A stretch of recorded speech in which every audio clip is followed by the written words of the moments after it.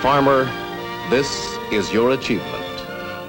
America the bountiful, fields golden with grain, sturdy, plentiful, pest-free. Orchards heavy with fruit, fruit more succulent than ever graced the Garden of Eden.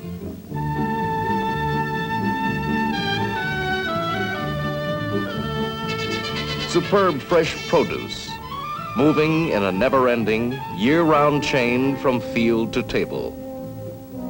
Quality food in such abundance, it can feed not only our own growing population, but help feed the exploding population of the world as well. Fruit from California for Nebraska, beef from Texas for New York, grain from the breadbasket for a nation.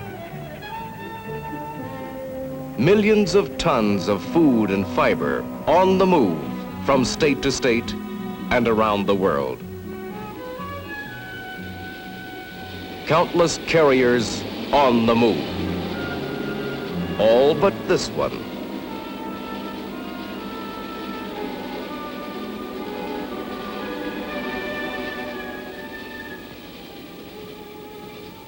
The food in this car will never reach its destination. It has been placed under arrest.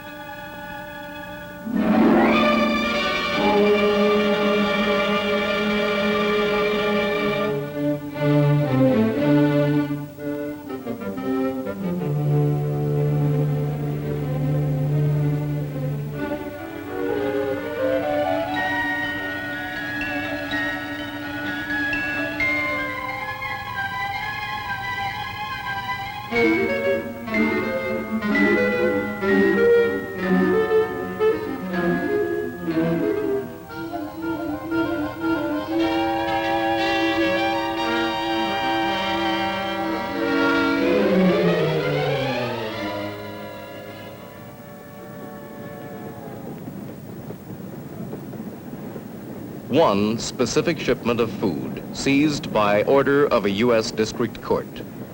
Why? Let's go back a little, about 10 days and several hundred miles. Shortly before harvest, farmers discovered a sudden infestation of caterpillars in this area. News reports alerted other farmers and food and drug inspectors. A food and drug inspector was immediately sent to the area. He collected samples from railroad cars as they were being loaded. He suspected that if certain persistent pesticides were used at this late date to get rid of the caterpillars, illegal residues might be left on the crop at harvest.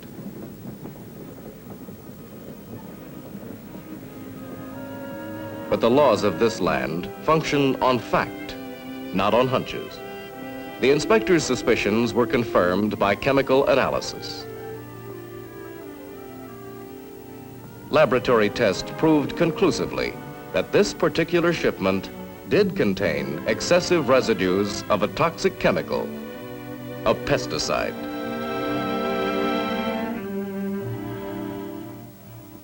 And food and drug and state and local officials went into action. Appropriate legal procedures devised to guard and protect the public health quickly resulted in a federal court order instructing a United States Marshal to attach the car and place the produce under arrest.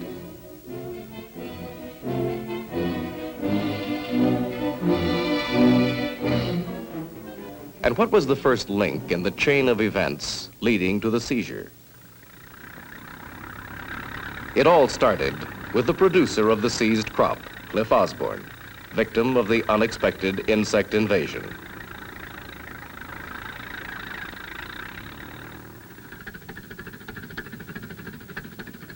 Osborne figured that since one treatment with a specific pesticide weeks ago had been effective against the insect pests, a second treatment now, close to harvest, would be equally effective. Time was running out. He had to act quickly.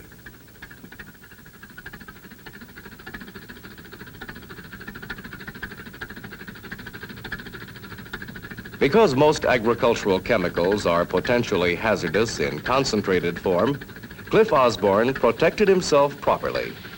He chose a compound that would kill the caterpillars, mixed it correctly, and made certain he applied it in the right form and in the right amount. But Cliff Osborne made a single expensive error. Either purposely or through carelessness, he disregarded this one important precaution. He didn't follow the label and avail himself of its built-in protection. Result? Too much residue on the crop at harvest. And it's the end of the road for this shipment. Burial at a nearby dump under the supervision of a United States Marshal and a Food and Drug Inspector. End result for the farmer? A legal involvement, loss of time and his crop, total loss instead of net profit. All this from an insect invasion. Man has many enemies, like this single caterpillar, tiny, fragile, hungry. Alone, he is nothing. But when he and other insect pests multiply their kind and begin to feed off the plants on which man depends for survival, they become his enemy. Another enemy, the rodents which destroy and defile.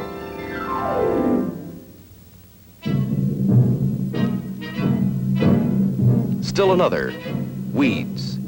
Weeds which compete for water, sunlight, and soil nutrients. Weeds which choke and kill. And the diseases which blight and destroy. The struggle for survival is never-ending. The balance of nature is in a constant state of flux, and man himself is part of that balance of nature. If he is to survive, he must wage a successful battle with his enemies. In the face of all this, every 11 seconds brings a new mouth to feed. Just in this country alone, a population explosion. Today, plenty of food for everyone. But what of tomorrow? If man is to harvest the quantity of food he needs for survival, he has 4 major methods available to control the enemies of his crops. First, cultural practices. Plowing to expose pests, both to the elements and to predators, and to destroy their food supply. Second, biological controls. One form, releasing beneficial insects like this wasp, a parasite of insect pests. A third tool of good farming, the planting of resistant varieties of crops, developed through breeding and selection. The fourth tool, chemicals. Pesticides to tip the balance of nature in man's favor. For while the first 3 controls are beneficial, they do not provide the degree of pest control absolutely necessary to produce our food supply. And so chemicals too must come into the picture to balance the pest problem. But when pesticides enter the picture, responsibility and judgment must also come into the picture. Why? Because pesticides have to be toxic in order to kill pests. Therefore, they are potentially dangerous and must be handled with care, precaution, respect. And so the farmer who uses pesticides must be careful because they can be harmful to humans, animals, or plants.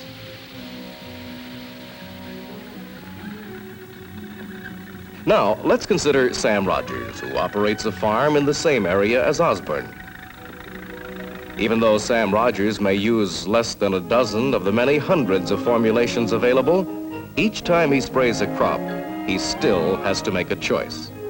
At this moment, he's faced with the same problem as Cliff Osborne, a sudden late-season infestation of insects which could wipe out his crop. He too has to act quickly.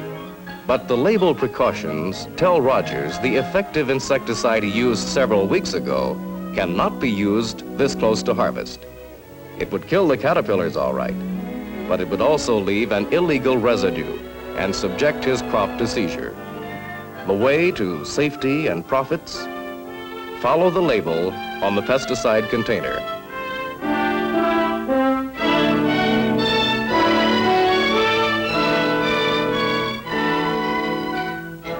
And what's behind the label? Capsuled information that represents many years of work, great sums of money, and the combined genius of field researchers, chemists, toxicologists, entomologists, pathologists, engineers, scientists in private industry and in the government, working together as a team in behalf of the farmer and all the people. For every pesticide and its label must be registered before shipment in interstate commerce. This is the farmer's guarantee that the pesticide he uses is safe and effective if he follows the label. Experts from 2 departments of the government are involved in this task.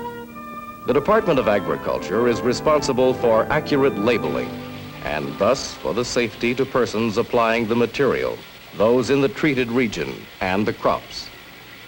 Food and Drugs area of responsibility? To establish and enforce safe tolerances for pesticide residues, thus ensuring safety to all consumers of food crops, including baby and rover. And now, let's take a look at the development of a new pesticide. A manufacturer comes up with a new chemical which shows promise for controlling a pest. The chemical? Compound 776, now ready for exhaustive testing. State experiment stations and other agencies often help industry in laboratory and field testing a new product like Compound 776. It may take years, cost as much as $1 million to obtain the necessary data to justify the use and support the claims for safety and directions.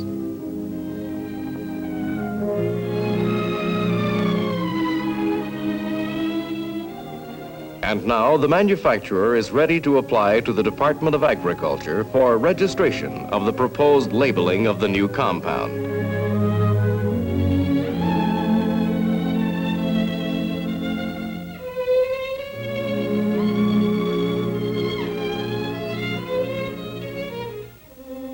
All pesticides are required by law to be registered before they can be shipped in interstate commerce. The law? The Federal Insecticide, Fungicide, and Rodenticide Act.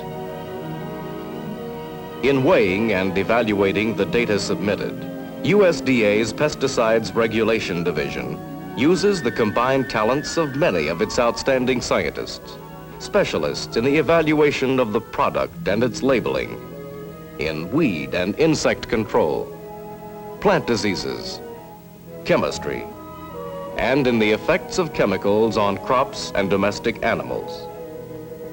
They examine industry's research data. Will the product be useful in agricultural production? If label directions are followed, will it do the job? Is it safe for the user? Will it harm crops or anyone in the treated area?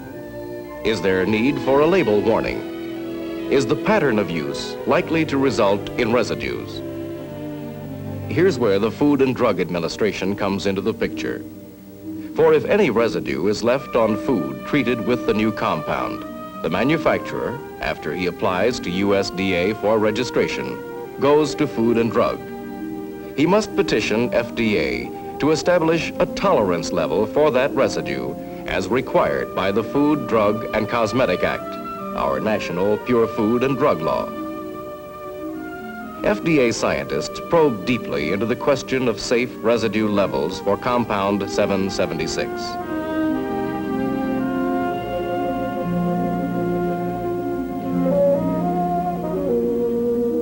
Industry's residue data is plotted against time to determine how close to harvest the compound can safely be used. Other industry data is studied, checked, and evaluated by FDA experts.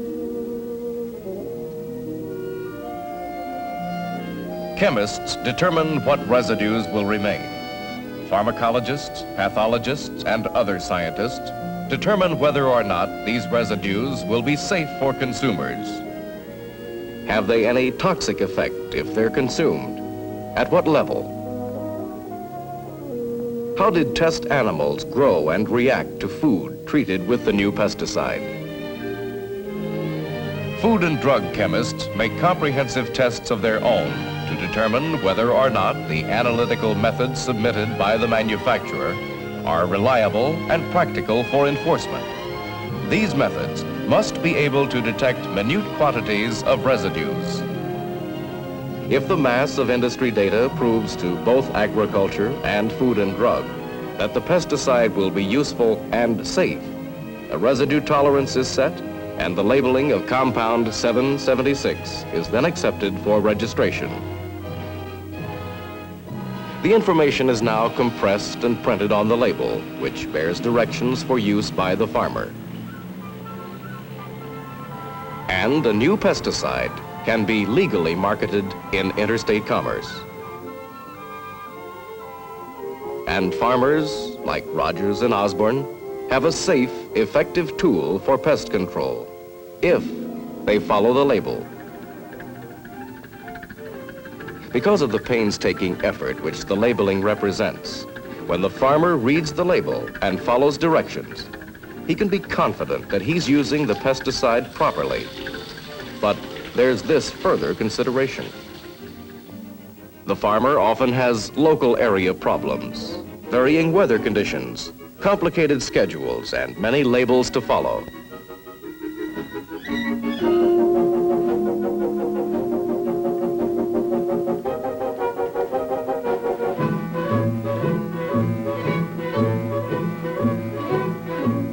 Today's farmer has a complex job.